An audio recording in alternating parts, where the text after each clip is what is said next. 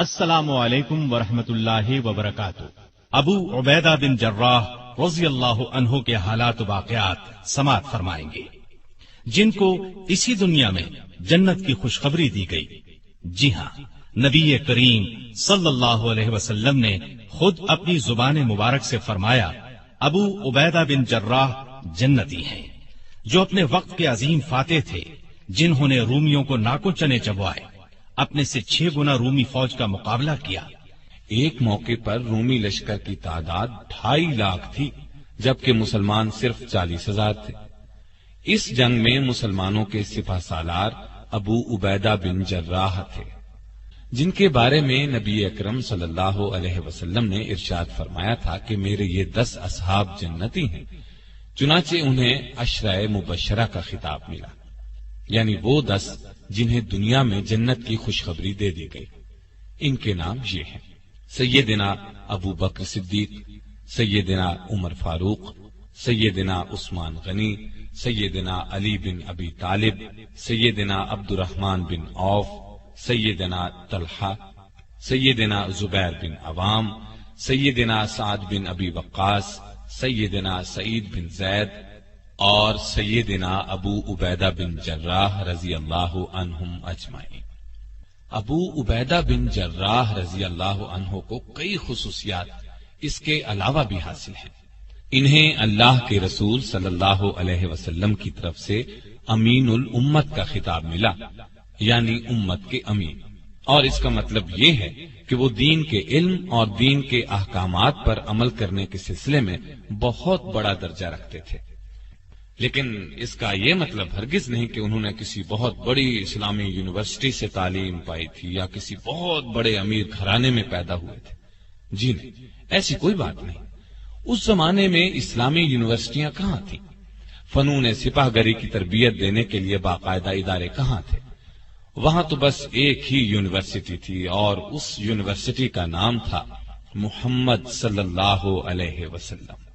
یہ حضرات جو کچھ بھی سیکھتے تھے نبی کریم صلی اللہ علیہ وسلم سے سیکھتے تھے، پھر صحابہ سے سیکھتے تھے۔ ان حضرات نے جتنی کامیابیاں حاصل کی وہ اللہ پر سچے دل سے ایمان لانے کی بنیاد پر کی۔ حقیقت یہی ہے کہ جب کوئی اللہ کے احکامات پر عمل کرنے لگ جاتا ہے تو پھر اللہ اسے دانائی کا ایسا نور عطا کرتا ہے کہ اس کے سبھی کام آسان ہوتے چلے جاتے ہیں۔ اب ذرا غور کریں، جب اللہ کے رسول صلی اللہ علیہ وسلم دنیا میں تشریف لائے تو پورا عرب جہالت کی تاریکیوں میں ڈوبا ہوا تھا۔ وہ لوگ بات بات پر ایک دوسرے کا خون بہانے پر تل جاتے تھے، اور جب ان میں لڑائی چھڑتی تھی تو پھر جلد ختم نہیں ہوتی تھی، بعض اوقات تو سالہ سال جاری رہتی۔ جوا کھیلتے، شراب پیتے، سب سے بڑا عیب ان میں یہ تھا کہ اپنی بیٹیوں کو چنانچہ اسے جنگل میں لے جاتا اور زندہ دفن کر دیتا۔ اس سے بڑا بلکہ سب سے بڑا عیب ان میں یہ تھا کہ بتوں کو پوجتے تھے، بتوں کو اپنا کارساز سمجھتے تھے، ان پر چڑھاوے چڑھاتے تھے، ان کے ناموں کی منتیں مانتے تھے، ان کو اپنا الہ خیال کرتے تھے۔ ان حالات میں وہاں یونیورسٹیاں کہاں ہو سکتی تھی؟ وہاں تو مدرسے بھی نہیں تھے، بچوں کے لیے اسکول بھی نہیں تھے۔ لیکن ہمارے نبی صلی اللہ علیہ وسلم کی آمد نے وہاں کا نقشہ ہی بدل کر رکھ دیا، کایا پلٹ دی۔ صحابہ کرام رضی اللہ عنہم میں سے ہر قسم کے علوم و فنون کے ایسے ماہر ہوئے کہ دنیا آج تک ان کا لوہا مانتی ہے۔ مثلا خالد بن ولید رضی اللہ عنہ کی سپہ سالاری کو لے لیں، انہوں نے 60,000 کے لشکر کا مقابلہ صرف 60 جانبازوں سے کیا اور 60,000 نے شکست کھائی۔ اس سے بڑھ کر مثال کیا ہو سکتی ہے؟ عمر رضی اللہ عنہ کی خلافت کے زمانے میں اسلامی حکومت 22 لاکھ مربع میل پر پھیل چکی تھی، اور اس طرح ان کا حکم چلتا تھا کہ کوئی چوں بھی نہیں کر سکتا تھا۔ لیکن جب یہ مسلمان نہیں تھے تو اپنے باپ کے اونٹ چرایا کرتے تھے۔ یہ سب اسلام کی برکات تھیں کہ وہ اتنی بڑی اسلامی حکومت کے خلیفہ بنے۔ یہی وہ برکت تھی جس نے ابو عبیدہ بن جراح کو امین الامت بنا دیا۔ اور اس سے بھی بڑھ کر ایک عظیم سپہ سالار بنے جنہوں نے رومیوں کو شکست پر شکست دی۔ اسلام اور نبی کریم صلی اللہ علیہ وسلم کی مخالفت کرنے والوں یعنی مکہ کے قریش، مدینے کے یہودیوں اور عیسائیوں کا زور ٹوٹ گیا اور پہلی اسلامی حکومت قائم ہو گئی تو دور دراز علاقوں میں رہنے والے عرب گروہ در گروہ اسلام قبول کرنے کے لیے مدینہ آنے لگے۔ ان گروہوں میں ایک گروہ یمن کے علاقے نجران کا آیا۔ یہ لوگ عیسائی تھے۔ ان لوگوں نے اسلام کی سچائی جاننے کے لیے کئی دن تک بحث کی۔ نبی کریم صلی اللہ علیہ وسلم نے ان کے ساتھ بہت اچھا سلوک کیا، ان کے سوالات کے جوابات دیے، لیکن وہ مسلمان نہ ہوئے۔ تاہم انہوں نے وعدہ کیا کہ وہ جزیہ ادا کرتے رہیں گے۔ جزیہ ایک قسم کا ٹیکس کہہ لیں جو اسلامی حکومت میں رہنے والے غیر مسلموں سے وصول کیا جاتا تھا۔ اس کے علاوہ انہوں نے یہ درخواست بھی کی کہ ان کے ساتھ کسی ایسے ایماندار آدمی کو بھیج دیا جائے جو ان سے جزیہ وصول کرنے کے ساتھ انہیں دین اسلام کی باتیں بتائے۔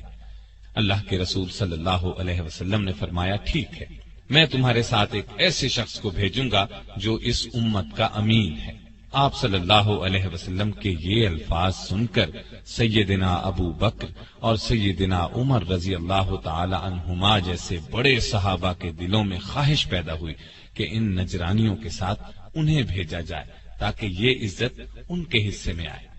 لیکن اللہ کے رسول صلی اللہ علیہ وسلم نے سیدنا ابو عبیدہ بن جراح رضی اللہ عنہ کو کھڑے ہونے کا ارشاد فرمایا اور اس طرح یہ عزت ان کے حصے میں آئی اور وہ امین الامت کہلائے۔ عربی میں امین ایسے شخص کو کہتے ہیں جو بہت دیانتدار ہو، اس کے پاس کوئی امانت رکھوائی جائے تو اس میں خیانت نہ کرے، وعدے کے مطابق اس کو لوٹا دے۔ تو یہ تھا ان کے امین الامت بننے کا واقعہ۔ ہاں، تو میں بتا رہا تھا کہ وہ عشرہ مبشرہ میں سے ہیں۔ ان کا تعلق قریش کی ایک شاخ بنو فہر سے تھا۔ وہ رسول اللہ صلی اللہ علیہ وسلم کے مدینے کی طرف ہجرت فرمانے سے 20 برس پہلے اور ایک روایت کے مطابق 40 برس پہلے مکہ میں پیدا ہوئے۔ ان کا اصل نام عامر تھا۔ ابو عبیدہ ان کی کنیت تھی۔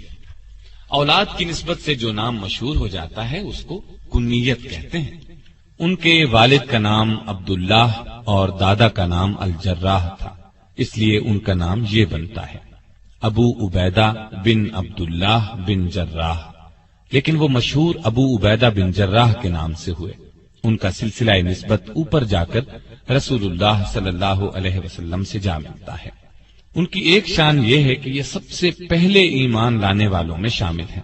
سب سے پہلے ایمان لانے والوں کو سابقون الاولون کہتے ہیں۔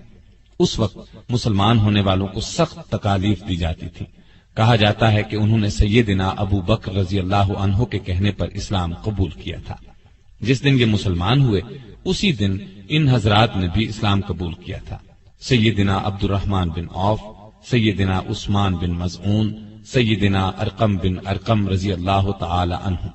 ان میں عبد الرحمن بن عوف بھی عشرہ مبشرہ میں سے ہیں۔ پھر جب مسلمانوں کو بہت زیادہ ستایا جانے لگا، ظلم کے پہاڑ ان پر توڑے جانے لگے، تپتی ریت پر جب ان کو لٹایا جانے لگا، زنجیروں سے باندھ کر جب ان کو کھینچا جانے لگا، پھر انہیں بھوکا پیاسا رکھا جانے لگا، تب نبی صلی اللہ علیہ وسلم نے اللہ کے حکم سے مسلمانوں کو اجازت دی کہ مکہ چھوڑ کر حبشہ چلے جائیں۔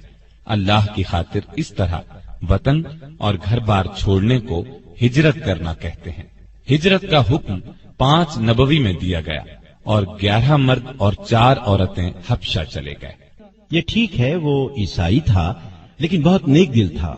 اس نے ان مہاجر مسلمانوں کو اپنے ملک میں رہنے کی اجازت دے دی اور ان کے ساتھ بہت اچھا سلوک کیا۔ یہاں میں آپ کو یہ بھی بتاتا چلوں کہ قرآن مجید کی روح سے عیسیٰ علیہ السلام اللہ کے جلیل القدر پیغمبر تھے۔ اللہ نے ان پر اپنی کتاب انجیل نازل کی تھی، اس لیے ان پر ایمان لانے والے بھی مسلمان ہی تھے۔ لیکن پھر عیسیٰ علیہ السلام کے آسمان پر اٹھا لیے جانے کے بعد دنیا کے فائدے کی خاطر لوگوں نے ان کی تعلیم کو بدل دیا، اپنی طرف سے اس تعلیم میں مطلب کی باتیں شامل کر لیں، انجیل مقدس کو کچھ سے کچھ بنا دیا۔ ایسا کرنے کو تحریف کرنا کہتے ہیں۔ یہ بہت بڑا گناہ ہے ان کی تعلیم کو بدل دینے والوں نے ایک عقیدہ یہ گھڑ لیا کہ عیسیٰ علیہ السلام اللہ کے بیٹے ہیں، لیکن کچھ عیسائی صحیح تعلیم پہ بھی قائم رہے۔ حبشہ کا بادشاہ نجاشی بھی سچا عیسائی تھا، وہ عیسیٰ علیہ السلام کو اللہ کا بیٹا نہیں مانتا تھا۔ ایسا عقیدہ رکھنا شرک ہے۔ اللہ تعالیٰ نے قرآن کریم میں بار بار فرمایا ہے، شرک سب سے بڑا گناہ ہے، شرک معاف نہیں کیا جائے گا۔ اس قافلے میں 91 مہاجر تھے، ان میں 73 مرد اور 18 عورتیں تھیں۔ اپنے دین کے لیے یہ بہت بڑی قربانی تھی۔ ابو عبیدہ بن جراح کی ایک شان یہ ہے کہ انہوں نے 2 مرتبہ ہجرت کی، یعنی دوسری مرتبہ 13 ہجری کو حبشہ سے مدینہ کی طرف اس وقت ہجرت کی جب اللہ کے رسول صلی اللہ علیہ وسلم ہجرت فرما کر مدینہ تشریف لے گئے۔ اس طرح ان کے حصے میں ہجرت کا دگنا ثواب آیا۔ یہی نہیں، انہیں تو اللہ تعالیٰ نے بہت سی دوسری نعمتوں سے بھی نوازا۔ میں پہلے بتا چکا ہوں کہ وہ عشرہ مبشرہ میں شامل ہیں، اور جہاں تک میرا خیال ہے یہ حلف الفضول میں بھی شامل رہے ہوں گے۔ میں آپ کو یہ بھی بتاتا چلوں کہ مدینہ تشریف لانے کے بعد نبی اکرم صلی اللہ علیہ وسلم نے مسلمانوں کے مابین جو مواخات قائم کی تھی، اس میں حضرت ابو عبیدہ بن جراح بھی شامل تھے۔ مواخات کا مطلب ہے بھائی چارہ۔ نبی صلی اللہ علیہ وسلم نے 2 مسلمانوں میں بھائی چارہ قائم فرمایا تھا۔ اس طرح ابو عبیدہ بن جراح رضی اللہ عنہ کو ابو طلحہ رضی اللہ عنہ کا دینی بھائی بنایا۔ یہ بھائی چارہ اس لیے تھا کہ مسلمان ایک دوسرے کے مددگار اور خیر خواہ بن جائیں۔ یہ لوگ پھر ایسے خیر خواہ بنے کہ سگے بھائی بھی ایسی خیر خواہی کم ہی کرتے ہیں۔ اکثر صحابہ رضی اللہ عنہم نے اپنا آدھا مال اپنے بھائیوں کو دے دیا۔ جن کے پاس 2 مکان تھے انہوں نے ایک مکان دے دیا، غرض ہر چیز کا نصف بھائیوں کے نظر کر دیا۔ ایسی مثال دنیا میں کم ہی ملتی ہے، لیکن افسوس آج کل مسلمانوں میں بھائی چارے کے جذبات کم ہی نظر آتے ہیں۔ اسلام نے تمام مسلمانوں کو بھائی بھائی قرار دیا ہے۔ اللہ تعالیٰ قرآن مجید میں ارشاد فرماتا ہے، اور انصاف کرو کہ اللہ انصاف کرنے والوں کو پسند کرتا ہے۔ مومن تو ایک دوسرے کے بھائی ہیں، لہذا اپنے بھائیوں کے درمیان تعلقات کو درست کرو اور اللہ سے ڈرو، امید ہے کیا جائے گا۔ ابو عبیدہ بن جراح رضی اللہ عنہ کو نبی صلی اللہ علیہ وسلم سے کتنی محبت تھی۔ عربی میں اس کو حب رسول کہتے ہیں، اور یہ ایمان کا حصہ ہے۔ سچا مسلمان وہی ہے جس کے دل میں اللہ اور اس کے رسول صلی اللہ علیہ وسلم کی محبت دنیا کی ہر چیز سے زیادہ ہو، یہاں تک کہ اپنی جان سے بھی زیادہ محبت اللہ اور اس کے رسول سے ہونی چاہیے، تبھی ایمان کامل ہوتا ہے۔ اور یہ محبت زبانی نہ ہو، اس محبت کا تقاضا یہ ہے کہ انسان اللہ کے احکامات پورے طور پر بجا لائے، نبی صلی اللہ علیہ وسلم کی اطاعت میں انتہا کر دے۔ لیکن آج مسلمان اللہ کے احکامات پر توجہ ہی نہیں دیتے۔ ابو عبیدہ بن جراح رضی اللہ عنہ کی ایک شان یہ بھی ہے کہ وہ رسول اللہ صلی اللہ علیہ وسلم سے سچی محبت کرتے تھے۔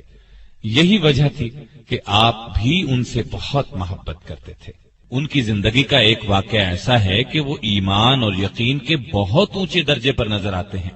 اللہ تعالیٰ قرآن کریم میں فرماتا ہے، تم یہ نہ دیکھو گے کہ جو لوگ اللہ اور قیامت کے دن پر ایمان رکھتے ہیں وہ ان لوگوں سے محبت کریں جو اللہ، اس کے رسول صلی اللہ علیہ وسلم کی مخالفت کر رہے ہیں، چاہے وہ ان کے باپ ہوں یا بیٹے، یا ان کے بھائی ہوں یا خاندان کے لوگ۔ اللہ نے ان کے دلوں میں ایمان پختہ کر دیا ہے اور اپنی طرف سے ایک روح عطا کر کے قوت بخشی ہے۔ وہ انہیں ایسی جنتوں میں داخل کرے گا جن کے نیچے نہریں بہتی ہوں گی، وہ ان میں ہمیشہ رہیں گے۔ اللہ ان سے راضی ہو گیا، وہ اللہ سے راضی ہو گئے۔ وہ اللہ کے طرفدار لوگ ہیں اور اللہ کے طرفدار ہی فلاح پانے والے ہیں۔ یہ اللہ تعالی نے صحابہ رضی اللہ عنہم کی تعریف بیان فرمائی ہے۔ اب اس کی وضاحت میں واقعہ سن لیں۔ غزوہ بدر میں ایسا ہوا کہ ابو عبیدہ بن جراح رضی اللہ عنہ اور ان کے والد عبداللہ بن جراح لڑائی کے دوران آمنے سامنے آ گئے۔ ان کے والد مسلمان نہیں ہوئے تھے اور کافروں کے لشکر میں تھے۔ وہ بہت بڑھ بڑھ کر حملے کر رہے تھے۔ کوئی عام آدمی ہوتا تو باپ کو دیکھ کر پیچھے ہٹ جاتا، لیکن سیدنا ابو عبیدہ رضی اللہ عنہ نے یہ کمزوری نہ دکھائی۔ اپنے باپ کی اس وقت کی حالت کو ذہن میں رکھا، یہ کہ وہ اللہ کا دشمن ہے۔ انہوں نے موقع پاتے ہی بے دھڑک باپ پر وار کر دیا اور اسے قتل کر دیا، اور یہ بات ثابت کر دی کہ انہیں اپنا دین اور ایمان اپنی جان اور دنیا کی ہر چیز سے زیادہ عزیز ہے۔ ایسی اور بھی مثالیں ملتی ہیں۔ بات در اصل یہ ہے کہ وہ لشکر اللہ کے دشمنوں کا تھا، اور یہ لوگ اللہ اور اس کے رسول صلی اللہ علیہ وسلم کی محبت میں سرشار تھے۔ ان حالات میں وہ باپ کو کیوں قتل نہ کرتے؟ اور پھر یہ لڑائی مسلمانوں اور کافروں کی پہلی لڑائی تھی۔ جنگ شروع ہونے سے پہلے اللہ کے رسول صلی اللہ علیہ وسلم نے دعا مانگی تھی، اے اللہ، آج پورا کفر پورے اسلام کے مقابلے میں آ گیا ہے۔ اگر تیرے یہ بندے مٹ گئے تو روئے زمین پر قیامت تک تیرا نام لینے والا کوئی نہیں ہوگا۔ لہذا ان حالات میں ایک مسلمان کیسے کافر باپ کا لحاظ کر سکتا تھا؟ دراصل سب رشتوں میں اصل رشتہ ایمان کا رشتہ ہے۔ غیر قوم سے تعلق رکھنے والا مسلمان دوسرے مسلمان کا بھائی بن جاتا ہے، اور سگا بھائی کافر ہو تو اس کی حیثیت غیر جیسی ہو جاتی ہے۔ چنانچہ ابو عبیدہ رضی اللہ عنہ نے ایمان کے رشتے کو سامنے رکھا اور کافر باپ کو قتل کر دیا جو مسلمانوں کو ہلاک کرنے کے لیے آیا تھا۔ ایک اور واقعہ سناتا ہوں۔ اس سے یہ بات ثابت ہو جاتی ہے کہ سیدنا ابو عبیدہ رضی اللہ عنہ کو رسول پاک صلی اللہ علیہ وسلم سے سچی محبت تھی۔ غزوہ بدر میں شکست کھانے کے بعد اگلے سال 3 ہجری میں مکے کے کافروں نے پھر حملہ کیا اور احد پہاڑ کے قریب مسلمانوں اور کافروں کے درمیان لڑائی ہوئی۔ اس لڑائی کو غزوہ احد کہتے ہیں۔ اللہ کی مدد سے یہ لڑائی بھی پہلے مرحلے میں مسلمانوں نے جیت لی۔ کافر میدان چھوڑ کر بھاگ کھڑے ہوئے۔ اس موقع پر 50 تیر اندازوں سے چوک ہو گئی۔ نبی کریم صلی اللہ علیہ وسلم نے ایک درے پر انہیں مقرر فرمایا تھا اور ہدایت فرمائی تھی کہ درے کو نہ چھوڑنا، کیونکہ اس طرف سے دشمن مسلمانوں پر حملہ کر سکتا تھا۔ جب کافر بھاگے تو ان تیر اندازوں نے درہ چھوڑ دیا اور مال غنیمت سمیٹنے کے لیے میدان کی طرف چلے گئے۔ درے کو خالی پا کر کافر پلٹے اور اس سے گزر کر مسلمانوں کی پشت کی طرف سے حملہ کر دیا۔ اس اچانک حملے سے مسلمانوں کے پاؤں اکھڑ گئے، اس لیے کہ وہ تو مال غنیمت جمع کرنے میں مصروف ہو چکے تھے۔ اب صورتحال ایسی پیدا ہو گئی کہ نبی صلی اللہ علیہ وسلم بھی زخمی ہو گئے۔ ایک پتھر لگنے سے آپ کے سامنے کے 2 دانت شہید ہو گئے۔ خود کی کڑیاں آپ کے رخسار مبارک میں گڑ گئیں۔ یہ بہت نازک وقت تھا۔ مسلمان پاؤں اکھڑنے کی وجہ سے بکھر گئے، ادھر ادھر بھاگ پڑے۔ ادھر کافروں نے شور مچا دیا کہ ہم نے مسلمانوں کے نبی کا خاتمہ کر دیا، نعوذ باللہ۔ ایسے نازک موقع پر ابو عبیدہ بن جراح اور دوسرے جانثار صحابہ رضی اللہ عنہم نے اپنی جانوں کی پرواہ نہ کرتے ہوئے آپ صلی اللہ علیہ وسلم کی حفاظت کی خاطر سامنے کھڑے ہو گئے، اور جو تیر، نیزہ، پتھر، جو کچھ بھی آیا انہوں نے اپنے جسموں پر اس کو لینا شروع کیا۔ تیر آتے نظر آتے تو وہ اپنے ہاتھ آگے کر دیتے، اپنا سینہ تان دیتے، اور نبی صلی اللہ علیہ وسلم تک کوئی ہتھیار نہ پہنچنے دیتے۔ ابو بکر صدیق رضی اللہ عنہ فرماتے ہیں کہ رسول اللہ صلی اللہ علیہ وسلم کو خطرے میں پا کر میں آپ کی طرف بھاگا تو ابو عبیدہ بن جراح مجھ سے پہلے پہنچ چکے تھے۔ یہ ہاری ہوئی جنگ بھی مسلمانوں نے پھر جیت لی تھی۔ دوسری بار فتح اللہ کی مہربانی، صلی اللہ علیہ وسلم کی بے مثال جرأت اور صحابہ کرام رضی اللہ عنہم کی جانثاری کی وجہ سے ہوئی۔ آپ کی حفاظت کرتے ہوئے 10 صحابہ شہادت کے مرتبے پر فائز ہوئے۔ خود رسول اللہ صلی اللہ علیہ وسلم بہت زیادہ زخمی ہونے کے باوجود ایک چٹان تک تشریف لے گئے۔ یہ کام اس لیے زیادہ مشکل تھا کہ چاروں طرف سے تیر برس رہے تھے۔ مسلمانوں نے جب نبی صلی اللہ علیہ وسلم کو زندہ سلامت دیکھا تو پلٹ پڑے اور کافروں پر اس قدر شدید حملہ کیا کہ انہیں میدان جنگ سے بھگا دیا۔ سیدنا ابو عبیدہ بن جراح رضی اللہ عنہ نے رسول اللہ صلی اللہ علیہ وسلم سے محبت کا ثبوت اس طرح پیش کیا کہ وہ تاریخ کا ایک خاص واقعہ بن گیا۔ رسول اللہ صلی اللہ علیہ وسلم کے رخسار میں خود کی کڑیاں اس طرح گڑ گئی تھیں کہ ان کو نکالنے کی کوئی تدبیر سمجھ میں نہیں آ رہی تھی۔ اس موقع پر وہ جلدی سے آگے بڑھے اور خود کی کڑی کو اپنے دانتوں سے پکڑ کر کھینچا۔ کڑی تو نکل آئی، لیکن اس کوشش میں خود ان کا ایک دانت ٹوٹ گیا، جبکہ ابھی دوسری کڑی رخسار مبارک میں گڑی تھی۔ دانت ٹوٹنے کی وجہ سے خود ابو عبیدہ رضی اللہ عنہ تکلیف میں مبتلا ہو گئے۔ مزید دانت ٹوٹ جانے کا خطرہ بھی تھا، لیکن انہوں نے پرواہ نہ کی، دانتوں سے پکڑ کر دوسری کڑی کو بھی کھینچا، اور ایسا کرتے ہوئے ان کا ایک دانت اور ٹوٹ گیا۔ ہاں، ان لوگوں کے ایسے ہی حیرت انگیز کارناموں کی وجہ سے اللہ تعالیٰ نے انہیں یہ مرتبہ دیا کہ رہتی دنیا تک ان کے نام زندہ رہیں گے، یہ دنیا ان کی تعریف کرتی رہے گی۔ خود اللہ تعالیٰ نے قرآن مجید میں کئی جگہ ان حضرات کی تعریف کی ہے۔ بہرحال میں بتا رہا تھا، اللہ کے رسول صلی اللہ علیہ وسلم ان سے بہت خوش تھے۔ کوئی خاص کام ہوتا تو ان کے سپرد فرماتے، وہ ہر کام کو بہت خوش اسلوبی سے انجام دیتے۔ مثال کے طور پر قبیلہ ثعلبہ کے لوگ دوسرے قبیلوں کو ساتھ ملا کر مدینے کے آس پاس کی بستیوں میں لوٹ مار کیا کرتے تھے۔ ان کی شکایات موصول ہونے پر نبی صلی اللہ علیہ وسلم نے 6 ہجری میں سیدنا ابو عبیدہ رضی اللہ عنہ کو انہیں سزا دینے کے لیے بھیجا۔ انہوں نے آسانی سے ان کا خاتمہ کر دیا۔ اسی طرح 7 ہجری کا واقعہ ہے کہ رسول اللہ صلی اللہ علیہ وسلم کے علم میں یہ بات لائی گئی کہ قبیلہ قزاعہ مدینے پر حملے کی تیاری کر رہا ہے۔ آپ نے اس قبیلے کو سزا دینے کے لیے عمرو بن عاص رضی اللہ عنہ کو سالار بنا کر بھیجا۔ وہ روانہ ہو گئے، پھر حالات دیکھ کر مدد کے لیے اور مجاہد بھیجنے کی درخواست کی۔ آپ نے سیدنا ابو عبیدہ رضی اللہ عنہ کی سرداری میں دوسرا لشکر روانہ فرمایا۔ 8 ہجری میں رسول اللہ صلی اللہ علیہ وسلم نے انہیں ایک لشکر کا سردار بنا کر ساحل سمندر کی طرف یہ معلوم کرنے کے لیے بھیجا کہ قریش مکہ جنگ کی تیاری تو نہیں کر رہے۔ اسی سال مکہ فتح ہوا تو اس معرکے میں بھی ابو عبیدہ رضی اللہ عنہ ایک دستے کے سالار تھے۔ ایک اور واقعے سے بھی ان کی شان ظاہر ہوتی ہے کہ جب معاہدہ صلح حدیبیہ لکھا گیا تو ان سے بطور گواہ دستخط کرائے گئے۔ غرض کتنے ایسے واقعات ہیں جن سے یہ ثابت ہوتا ہے کہ رسول اللہ صلی اللہ علیہ وسلم ان کی بہت قدر کیا کرتے تھے۔ اور بھائی بات یہ ہے کہ نیکی کے راستے میں چلنے والوں کو اللہ تعالیٰ ایک خاص انعام دیتا ہے، ان کے علم اور عقل کی روشنی زیادہ کر دیتا ہے۔ جو بات عام لوگ مشکل سے سمجھتے ہیں یا بالکل سمجھ ہی نہیں پاتے، یہ لوگ اس بات کو نہایت آسانی سے سمجھ لیتے ہیں۔ ان میں بالکل ٹھیک فیصلہ کرنے کی قوت پیدا ہو جاتی ہے۔ اس طرح ان کے کاموں میں خوب برکت ہوتی ہے اور وہ ترقی کرتے چلے جاتے ہیں۔ اللہ تعالیٰ نے سیدنا ابو عبیدہ بن جراح رضی اللہ عنہ کو شجاعت، امانت اور دیانت کے ساتھ ساتھ دانائی کا نور بھی بہت دیا تھا۔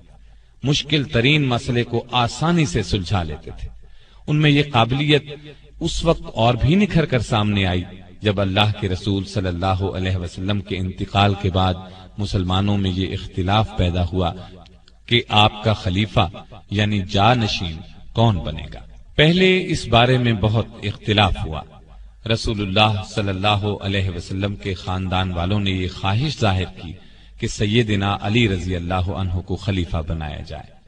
انصار مدینہ نے یہ چاہا کہ یہ عزت انہیں ملے، خلیفہ ان میں سے لیا جائے۔ انصار مدینہ وہ لوگ ہیں جنہوں نے مسلمانوں اور نبی صلی اللہ علیہ وسلم کی ہجرت کے موقع پر میزبانی کی تھی، ہر طرح ساتھ دیا تھا، ہر قسم کی قربانی دی تھی۔ لیکن اس طرح گروہی بادشاہت قائم ہوتی۔ بالکل صحیح طریقہ یہ تھا کہ رسول اللہ صلی اللہ علیہ وسلم کا خلیفہ اس شخص کو چنا جائے جو نیکی اور دانائی میں خاص مقام رکھتا ہو، اور یہی بات سب سے اچھی تھی۔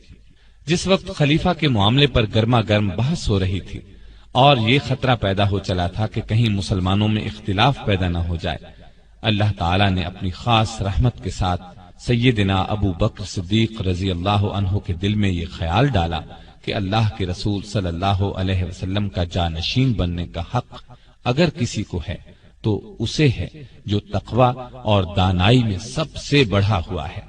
چنانچہ آپ آگے بڑھے اور فرمایا، مسلمانوں، میرے نزدیک تو دو آدمی ایسے ہیں جن میں سے ایک کو رسول اللہ صلی اللہ علیہ وسلم کا جانشین بنایا جا سکتا ہے، ایک عمر بن خطاب رضی اللہ عنہ اور دوسرے ابو عبیدہ بن جراح رضی اللہ عنہ۔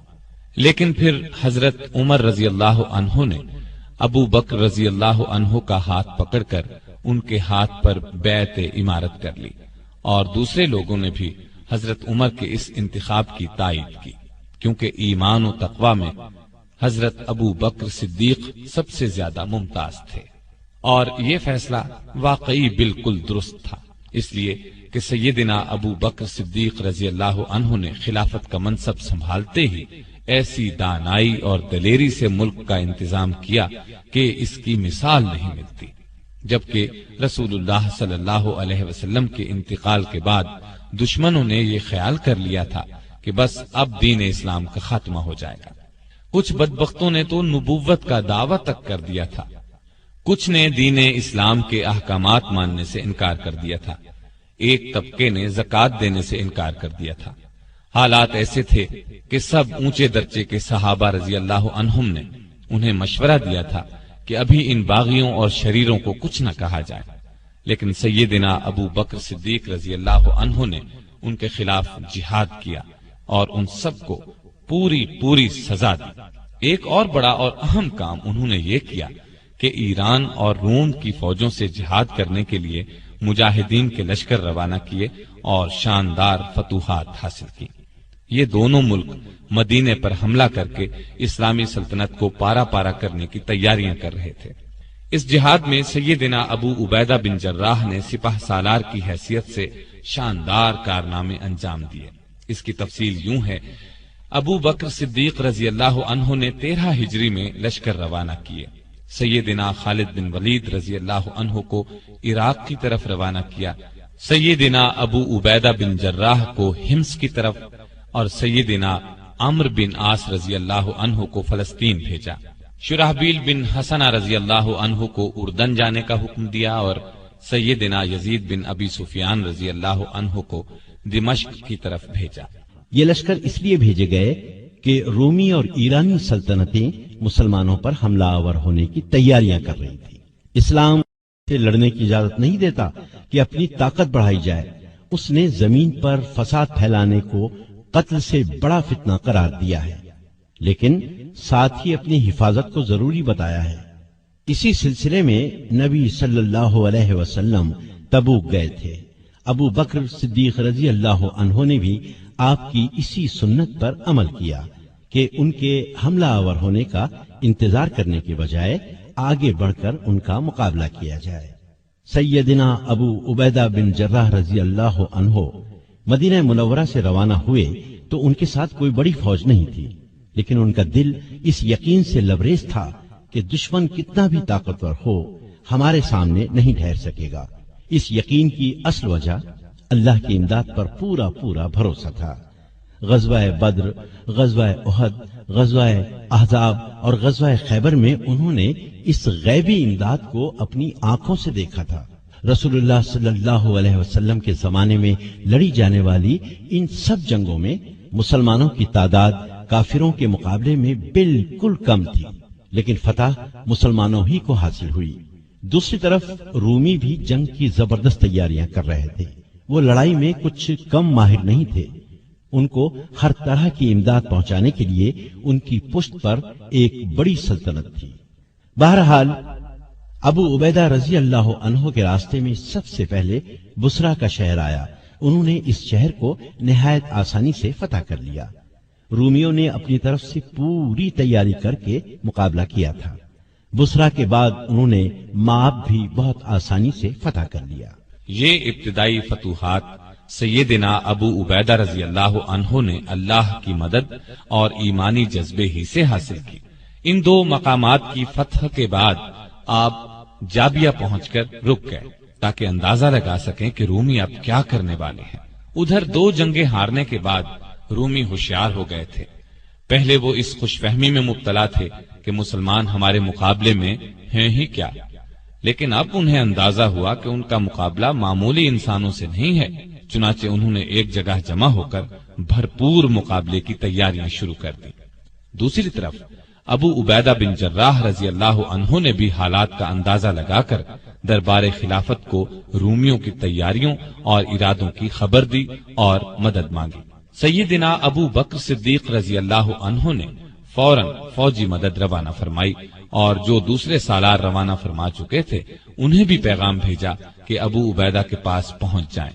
ایسا ہی حکم آپ نے خالد بن ولید کو بھی بھیجا، یعنی وہ بھی عراق سے شام پہنچ جائیں۔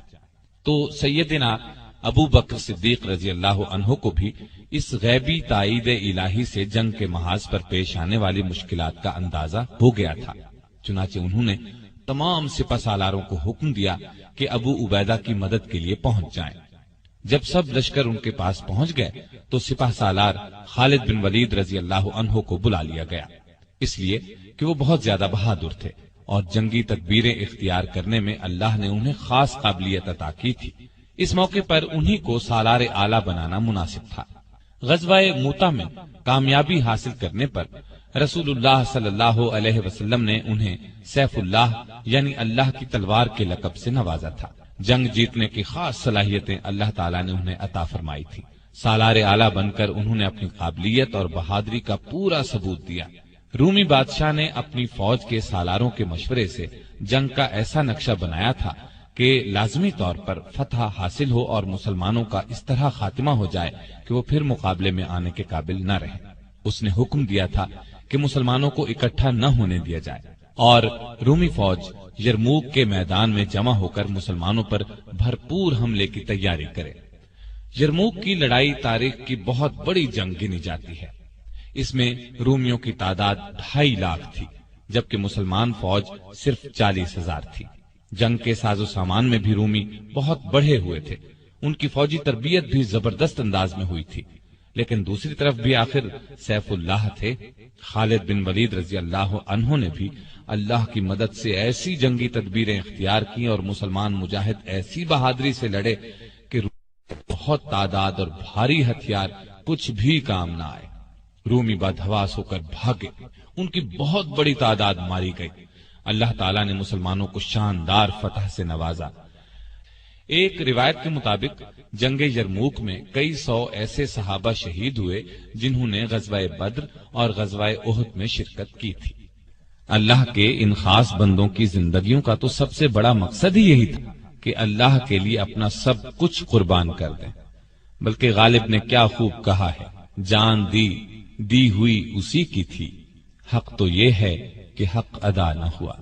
یہ ان بزرگوں کی قربانیوں ہی کا نتیجہ ہے کہ پوری دنیا میں اسلام کا جھنڈا لہرا رہا ہے۔ یورپ اور امریکہ کے شہروں میں اذان کی آوازیں گونج رہی ہیں۔ شام میں لڑی جانے والی اور لڑائیوں کا حال سنانے سے پہلے یہ بتاتا چلوں کہ 22 جمادی الثانیہ 13 ہجری کو سیدنا ابو بکر رضی اللہ عنہ کا انتقال ہو گیا اور ان کی جگہ سیدنا عمر فاروق رضی اللہ عنہ خلیفہ بنائے گئے۔ انہوں نے خلافت کا منصب سنبھالنے کے کچھ دن بعد ہی سیدنا خالد بن ولید رضی اللہ عنہ کو ان کے عہدے سے ہٹا کر سیدنا ابو عبیدہ بن جراح رضی اللہ عنہ کو اسلامی افواج کا سالار اعلیٰ بنا دیا۔ اس سلسلے میں 2 روایات ہیں۔ ایک تو یہ کہ کسی شاعر نے سیدنا خالد بن ولید رضی اللہ عنہ کا قصیدہ لکھا۔ کسی کی تعریف میں اشعار لکھے جائیں تو اس کو قصیدہ کہتے ہیں۔ یہاں تک تو اعتراض کی کوئی بات نہیں تھی، لیکن انہوں نے یہ کیا کہ خوش ہو کر شاعر کو انعام دیا۔ بس اس بات کو عمر رضی اللہ عنہ نے اچھا نہ سمجھا اور انہیں ان کے عہدے سے ہٹا دیا۔ دوسری وجہ یہ بیان کی جاتی ہے کہ سیدنا خالد بن ولید رضی اللہ عنہ کی بہادری اور جنگی سوجھ بوجھ کی وجہ سے لوگ یہ خیال کرنے لگے تھے کہ مسلمانوں کو جو فتوحات پر فتوحات ہو رہی ہیں وہ انہی کی وجہ سے ہو رہی ہیں، جبکہ صحیح عقیدہ یہ ہے کہ جو کامیابی بھی حاصل ہوتی ہے وہ اللہ تعالی کی مہربانی سے حاصل ہوتی ہے۔ سیدنا عمر رضی اللہ عنہ نے انہیں عہدے سے ہٹا کر ثابت کر دیا کہ لوگوں کا خیال غلط ہے۔ اس دوسری وجہ کی زیادہ تائید آئی ہے، یعنی وہ شاعر والی بات شاید درست نہ ہو، یہ بات واقعی تھی۔ خود عمر رضی اللہ عنہ سے جب بعض اصحاب نے اس بارے میں پوچھا کہ آپ نے خالد کو سپہ سالاری سے کیوں معزول کیا تو انہوں نے فرمایا تھا، میں نے کسی ناراضی کی وجہ سے ایسا نہیں کیا، اور پھر انہوں نے دوسری وجہ ہی بیان کی۔ چنانچہ جو ہی انہیں خلیفہ کا حکم ملا، انہوں نے فوراً اپنا عہدہ ابو عبیدہ بن جراح رضی اللہ عنہ کو سونپ دیا اور خود ایک عام مجاہد کی طرح جہاد میں حصہ لیتے رہے۔ لطف کی بات تو یہ ہے کہ یہ حکم انہیں اس وقت ملا جب وہ تاریخی شہر دمشق کا محاصرہ کیے ہوئے تھے۔ ایک روایت یہ بھی ہے کہ یہ حکم جنگ یرموک کے موقع پر دیا گیا۔ یرموک کی جنگ جیتنے کے بعد مسلمان مجاہدوں نے جس طرح اپنی کوششوں کو آگے بڑھایا، اس سے ان کی عظمت اور دانائی ثابت ہوتی ہے۔ روم کا بادشاہ ہرقل ایک بہت بڑی سلطنت کا مالک تھا۔ صرف ایک جنگ ہار جانے سے اس کی طاقت ختم نہیں ہو گئی تھی، ایک جنگ ہار کر اس کا پارا اور چڑھ گیا تھا اور اس نے مسلمانوں کو شکست دینے کی ٹھان لی تھی۔ چنانچہ وہ شام کے بڑے شہر ہمس پہنچ گیا اور مسلمانوں پر بھرپور حملے کی تیاریاں کرنے لگا۔ ایسی صورت میں ضروری تھا کہ مسلمان بھی اپنی پوری قوت اس کی فوج کا مقابلہ کرنے کے لیے جمع کرتے، لیکن انہوں نے تو کمال کر دیا، اپنی فوج کو 3 حصوں کر کے 3 الگ الگ محاذوں پر جہاد جاری رکھنے کا فیصلہ کیا۔ ابو عبیدہ بن جراح رضی اللہ عنہ اور خالد بن ولید رضی اللہ عنہ نے لشکر کے دوسرے سالاروں کے ساتھ مشورہ کر کے ایک لشکر بیت المقدس کی طرف روانہ کیا، دوسرا ہمس کی طرف اور تیسرا دمشق کی طرف۔ ابو عبیدہ رضی اللہ عنہ اور خالد بن ولید رضی اللہ عنہ دمشق کی طرف روانہ ہوئے۔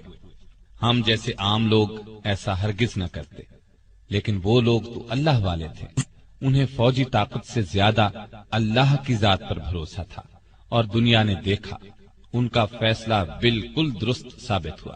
غازیوں کے چھوٹے چھوٹے لشکروں نے گنتی کے چند ہی دنوں میں شام اور فلسطین کا پورا علاقہ فتح کر لیا، اور یہ کام ابو عبیدہ رضی اللہ عنہ کی سپہ سالاری میں ہوا۔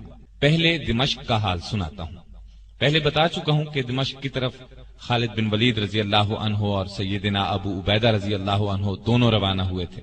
یہ شہر رومیوں کا گڑھ تھا، یہاں انہوں نے کافی فوجی طاقت جمع کر رکھی تھی، لیکن جب اسلامی لشکر وہاں پہنچا تو رومیوں کو میدان میں نکل کر مقابلہ کرنے کی جرت ہی نہ ہوئی۔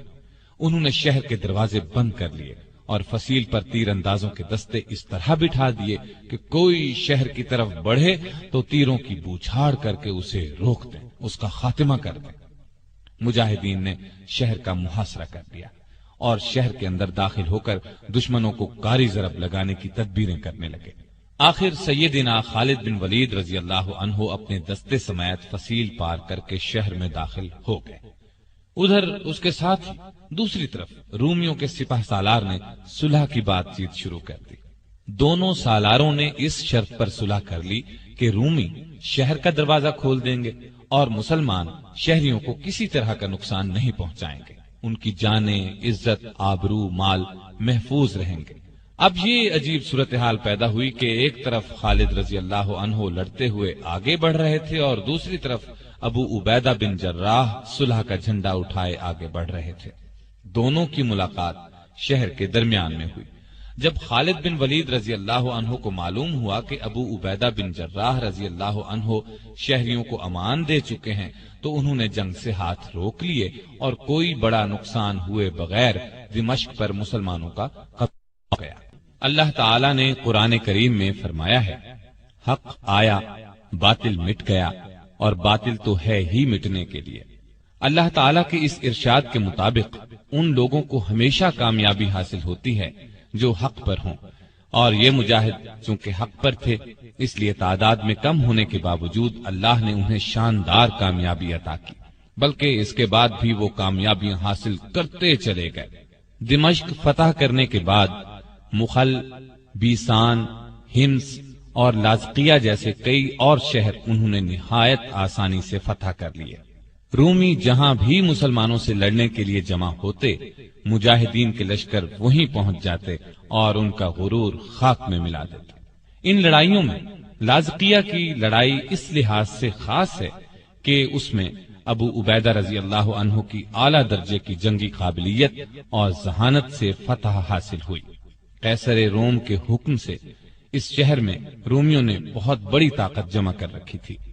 سیدنا ابو عبیدہ رضی اللہ عنہ کو ان کے اجتماع کی خبر ملی تو آپ لشکر لے کر تیزی سے وہاں پہنچ گئے اور رومیوں نے اس طرح شہر کے دروازے بند کر لیے جس طرح دمشق کے بند کیے تھے۔ مسلمانوں نے شہر کا محاصرہ کر لیا، لیکن آس پاس کا علاقہ ایسا تھا کہ اس شہر کا محاصرہ زیادہ دن جاری نہیں رکھا جا سکتا تھا۔ ان سب باتوں پر غور کرتے ہوئے ابو عبیدہ رضی اللہ عنہ نے مجاہدین کو حکم دیا کہ وہ شہر سے کافی دور جا کر خندقیں کھود لیں اور یہ کام ایسی احتیاط سے کریں کہ رومیوں کو اس کا پتہ نہ چلے۔ یہ حکم پورا کیا گیا۔ جب کام مکمل ہو گیا تو دوسرا حکم یہ دیا کہ مجاہد بڑی بڑی ٹولیاں بنا کر لشکر سے نکلیں، اس طرح کہ رومی انہیں جاتے ہوئے دیکھیں۔ لشکروں سے نکل کر مجاہدین کی یہ ٹولیاں خندقوں میں چھپ جائیں اور جب نعرہ تکبیر بلند ہو تو بہت تیزی سے نکل کر شہر پر حملہ کر دیں۔ چنانچہ اس حکم پر بھی عمل کیا گیا۔ مسلمان بڑی بڑی ٹولیوں میں جانے لگے۔ رومیوں نے خیال کیا وہ محاصرہ اٹھا کر جا رہے ہیں۔ جب انہیں اپنے طور پر یہ اندازہ ہو گیا کہ مسلمانوں کا پورا لشکر محاصرہ اٹھا کر چلا گیا ہے تو شہر کے دروازے کھول دیے۔ شہر کے دروازے کھلتے ہی نعرہ تکبیر بلند ہوا۔ مجاہدین خندقوں سے نکلے اور تیزی سے دوڑتے ہوئے آ کر شہر میں داخل ہو گئے۔ شہر پر نہایت آسانی سے قبضہ ہو گیا۔ رومیوں کو پتہ ہی نہ چلا کہ یہ کیا ہو گیا ہے۔ ان مجاہدین نے اللہ کے راستے میں لڑنے کے علاوہ اخلاق، ایمانداری اور شرافت کے بھی ایسے شاندار نمونے پیش کیے کہ پورے علاقے میں ان کی دھوم مچ گئی۔ مثلا ایک واقعہ سن لیں۔ جب دربار خلافت سے حکم ملا کہ سب مجاہد ایک جگہ جمع ہو جائیں، آپس میں مشورہ کر کے کسی کو سالار چن لیں اور ایک لشکر بن کر رومیوں کا مقابلہ کریں، تو سیدنا ابو عبیدہ بن جراح رضی اللہ عنہ اس وقت تک کئی شہر فتح کر چکے تھے۔ ان شہروں میں کچھ ایسے بھی تھے جنہوں نے جزیہ دینا منظور کیا تھا اور لڑائی کے بغیر مسلمانوں کو فاتح مان لیا تھا۔ جزیہ ایک ٹیکس ہے جو اسلامی سلطنت میں رہنے والے غیر مسلموں سے اس شرط کے ساتھ وصول کیا جاتا ہے کہ مسلمان ان کی حفاظت کریں گے۔ ان لوگوں نے جزیہ بھی ادا کر دیا تھا۔ خلیفۃ المسلمین کا حکم ملنے کے بعد مسلمانوں کو یہ علاقے چھوڑنے پڑے تو ان شہروں کے باشندوں کو جزیے کی ساری رقم لوٹا دی اور ان سے کہا چونکہ اب ہم تمہاری حفاظت کی شرط پوری نہیں کر سکتے اس لیے یہ رقمیں اپنے پاس رکھنے کا بھی ہمیں کوئی حق نہیں ہے۔ ہمارے ان بزرگوں کی تو تمام زندگیاں ہی ایسی ہیں کہ ان کی مثال ہی نہیں ملتی۔ وہ صحیح معنوں میں اللہ پر ایمان رکھتے تھے اور اس کے احکامات پر عمل کرتے تھے، اپنوں پرایوں سب سے اچھا سلوک کرتے تھے، لوگوں کی غلطیاں معاف کر دیا کرتے تھے، زمین پر عاجزی سے چلتے تھے، کسی سے کوئی وعدہ کرتے تو اس کو پورا کرتے، اللہ کے سوا کسی سے نہیں ڈرتے تھے، نہ کسی کو اس کا شریک ٹھہراتے تھے، نہ اس کے سوا کسی کو حاجت روا سمجھتے تھے، وہم اور تاریک خیالی سے دور تھے۔ وہ ہمیشہ زندگی کا روشن پہلو دیکھتے تھے اور یہ روشنی دوسروں تک پہنچاتے تھے۔ وہ کشادہ دل اور بلند حوصلہ تھے۔ ان کی بہادری اور دانائی ان کے اچھے اعمال ہی کا انعام تھی۔ ہاں تو میں کہہ رہا تھا کہ جب مسلمانوں کو خلیفہ کی طرف سے یہ حکم ملا کہ وہ سب مجاہد ایک جگہ جمع ہو جائیں تو انہوں نے ان شہروں کا جزیہ واپس کر دیا، کیونکہ وہاں سے رخصت ہو جانے کی وجہ سے وہ ان کی حفاظت نہیں کر سکتے تھے۔ ادھر روم کے بادشاہ ہرقل کو پکا یقین تھا کہ وہ بہت آسانی سے ان چند ہزار مجاہدین کا خاتمہ کر دے گا جو شام اور فلسطین میں داخل ہوئے ہیں، اور پھر اتنی ہی آسانی سے مدینے کی اسلامی سلطنت کا خاتمہ کر دے گا۔ لیکن اس کا اندازہ بالکل غلط ثابت ہوا۔ اسے تو لینے کے دینے پڑ گئے۔ اس نے سنبھل کر کئی بار مسلمانوں کا مقابلہ کرنے کی کوشش کی، لیکن وہ کہیں بھی پاؤں نہ جما سکا۔ ہر محاذ پر اسے منہ کی کھانا پڑی۔ آخرکار وہ اس علاقے کو جو سلطنت روما کا مشرقی حصہ کہلاتا تھا ہمیشہ ہمیشہ کے لیے چھوڑ کر قسطنطینیہ کی طرف فرار ہو گیا۔ قسطنطینیہ اس کی سلطنت کے مغربی حصے کا دارالحکومت تھا۔ ہرقل کے فرار کے بعد سیدنا ابو عبیدہ بن جراح رضی اللہ عنہ نے مقدس شہر بیت المقدس فتح کرنے کا ارادہ کیا۔ اس وقت تک وہ شام کے قریباً تمام بڑے چھوٹے شہروں پر قبضہ کر چکے تھے۔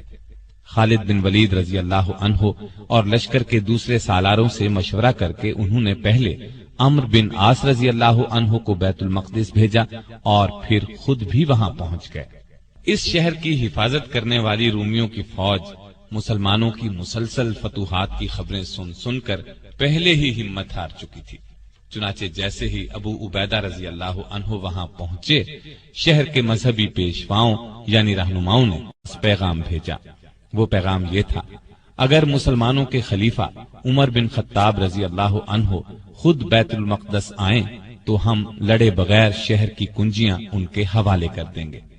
یہ سن کر ابو عبیدہ بن جراح رضی اللہ عنہ نے کہا، اس سے اچھی بات کیا ہو سکتی ہے کہ ہمارا ایک بھی مجاہد نہ مارا جائے اور بھی کوئی نقصان نہ ہو اور شہر پر ہمارا قبضہ بھی ہو جائے۔ پھر انہوں نے رومیوں کا یہ پیغام عمر رضی اللہ عنہ کی خدمت میں بھیج دیا۔ عمر رضی اللہ عنہ کو یہ پیغام ملا تو وہ بیت المقدس جانے کے لیے تیار ہو گئے۔ آپ بیت المقدس کی طرف روانہ ہوئے اور اس طرح روانہ ہوئے کہ اپنے ساتھ صرف اپنے غلام کو لے کر چلے۔ آج کل کے بادشاہ کہیں جاتے ہیں تو ان گنت حفاظتی انتظامات کیے جاتے ہیں، حفاظتی دستہ ساتھ جاتا ہے، لیکن وہ صرف اپنے ایک غلام کو لے کر چل پڑے۔ اور اس سے بھی بڑھ کر مزے کی بات یہ ہے کہ ان کے پاس اونٹ بھی ایک ہی تھا، دو اونٹ بھی نہیں تھے، لہٰذا وہ باری باری اونٹ پر سواری کر رہے تھے۔ پہلے عمر رضی اللہ تعالی عنہ نے اگر سواری کی تو پھر غلام نے سواری کی، غلام کی باری ختم ہوئی تو عمر رضی اللہ عنہ کے اونٹ پر بیٹھنے کی باری آئی۔ اس طرح باری باری اونٹ کی سواری کرتے آخر وہ بیت المقدس کے نزدیک پہنچ گئے۔ پر لطف بات یہ ہے کہ جب بیت المقدس نزدیک آیا تو اس وقت اونٹ پر سواری کرنے کی باری غلام کی تھی اور مسلمانوں کے خلیفہ اونٹ کی مہار پکڑے پیدل چلے آ رہے تھے۔ شہر کا دروازہ قریب آنے پر غلام نے کہا بھی، دروازہ نزدیک آ چکا ہے، اب اونٹ پر آپ سوار ہو جائیں۔ اس پر عمر رضی اللہ عنہ نے فرمایا کہ سنیں، باری آپ کی ہے، لہذا اونٹ پر آپ ہی بیٹھے رہیں۔ غلام نے کہا، وہ لوگ کیا سوچیں گے؟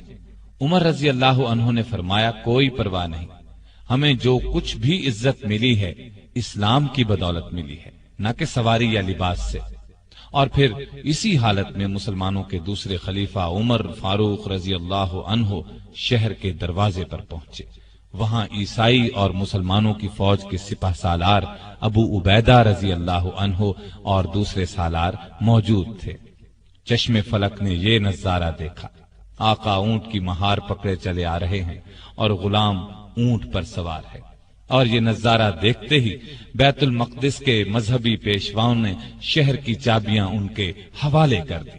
سنا ہے ان کی کتابوں میں یہی لکھا ہوا تھا کہ جب مسلمانوں کا خلیفہ بیت المقدس کے دروازے پر پہنچے گا تو اونٹ کی مہار اس کے ہاتھ میں ہوگی اور غلام اونٹ پر بیٹھا ہوگا۔